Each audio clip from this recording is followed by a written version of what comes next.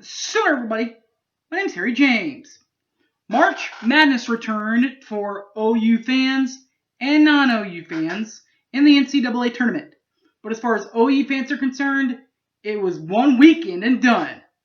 They did, however, get another turning win for now former coach Lon Kruger in a 72-68 victory over former rival Missouri, before being brought down by the Zags of Gonzaga, 87-71. Bulldogs got them. The game that wasn't really even that close. It was a little closer, but because of late game fouls and that kind of stuff, got kind of out of hand. All that plus very special tribute. Thank you to one Lon Kruger. Coming up next, Boomer Sooner 1982. Don't go away!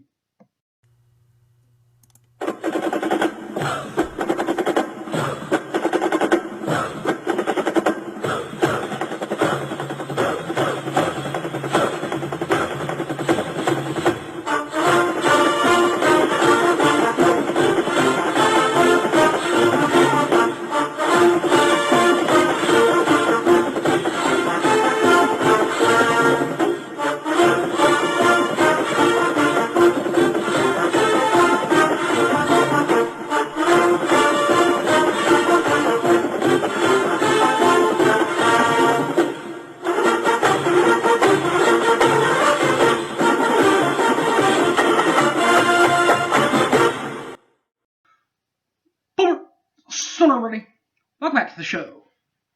Two big, huge thank yous goes out on the men's video tonight. Or I guess this afternoon I should say. One to Lon Kruger, who coached this version of Oklahoma the last 10 years. And former OU women's coach Sherry Cole for all that she did for this program. Both teams now looking for new head coaches. Hats off to you guys. What a great job. Not just one, but both of you guys did at Oklahoma. Sherry rising this thing up from the ashes of where it was at. And Lon doing the same thing with the ashes that were left by Jeff. The watchful or unwatchful eye of Jeff Capel. What about this team of Oklahoma? This version of Oklahoma, though. Lon's final team at OU. It didn't come to a straight ending. It did come to an end, though. But before it did in Indiana, they did take on Missouri. As Oklahoma takes on their old friends from Missouri and gets a 72-68 win over the Tigers. First half for Missouri, the Tigers shot 40.7% from inside the arc, 38.5% from the three marker, while our beloved Sooners shot 37.9% from inside the arc, straight threes, 33.3% from three in the first half, intermission time. Second half, Missouri, 35.6% from inside the arc, 42.9% from the three-point line. While Oklahoma, 46.2% from inside the arc, and Lon's crew from behind the arc, 66.7% from the three bucket.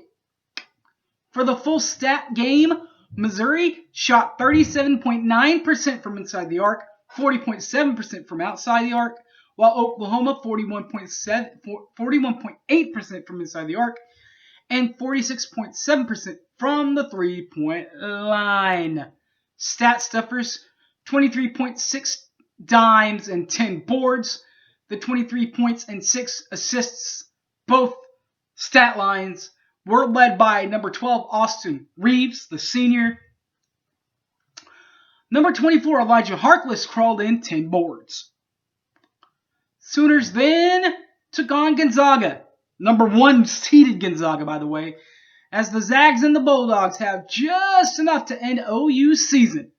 87-71 the final in Indiana. I talked about earlier, this game was was closer than it sounds like by 16 points. Because of all the foul shots and all the lucky breaks Gonzaga got.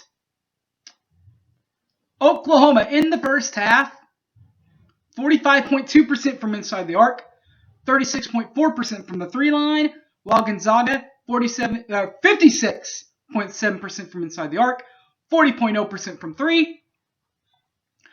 Second half OU, then they shot 55.6% from inside the arc, 20.0% from the 3-line, and they held Gonzaga to 40.7% from inside the arc, 33.3% from 3-line. Final stats, Oklahoma 50.0% from inside the arc, 31.3% from 3-line. Gonzaga 41.9% from inside the arc, 36.4% from the 3-line. Stat stuffers, 27, 4, and 9. 27 points went to number 12, Austin Reeves, who, by the way, was also in foul trouble in this game. So they had to settle him down a little bit. So helping him with the assist line with 4 was number 52, Kirk Weth had 4. He led the team there. And number 24, Elijah Harkless, again led the team in rebounds with 9 boards. All right, guys. You know, that's it for basketball. Football's, though, just around the corner. Spring game has been announced for next month. So, what do you do for the next month besides Easter if you're an OU guy? Check this out. Go on to your podcast viewings and look up the Inside OU podcast. These guys are amazing. Trust me on that. Love these guys. Brady Trantham, Keegan Renault, those guys really know their stuff. And also on the podcast, while we're at it, you need to check out these guys too. They are really good too. The right here, West of Everest. Look them up on the podcasts. Lee and Grant Benson do that one. They are a great listen to. I love listening to those guys. They are terrific. But Brady and Keegan, you know, Lee has that job at News 9 to where he can kind of chill and relax a little bit. Doesn't have to worry about all the money. Well, that's not so true with Keegan and Brady. So what they do, let's see if I can find it right here. Boom. Patreon. Great idea here by the guys. They are through the keyhole. If you're looking for the Patreon side of things, it is $4 for a Patreon podcast about OU. They came out with one about every Tuesday night. Pay attention to the Monday mornings, because what they'll do is they'll spit out an idea about about you guys getting involved in the podcast on Mondays. The Monday morning question, I believe, is what they call it on the Pandora or on the Patreon side of things. Type your answers in there. They might read yours on the air. They've done that for me the last 2 or 3 weeks. And then after that, of course, they also have a video to where they will break down the football scheme-wise, kind of like the coaches do.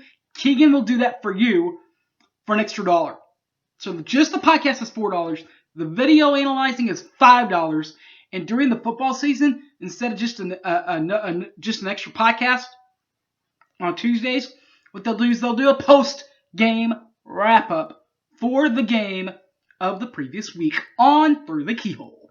All right, guys, that will wrap this thing up. Speaking of wrapping up, that will wrap this thing up. Boomer Sooner 1982. Thanks for watching. Coming up next week is Easter, so I'll probably take that week off. Be back the following week with a OU football spring game preview. That's right, the spring game preview, because the spring game will be in April. All right, guys, or towards the end of April. All right, guys, that'll do it. My name's Harry James. Check this and all my other videos out on the YouTube, Boomer Sooner 1982. Plus, Twitter, Hype Man Harry, or on my Facebook page, Harry James Taylor. All right, guys, thanks for watching. Boomer Sooner, everybody. I'm out of here. Peace!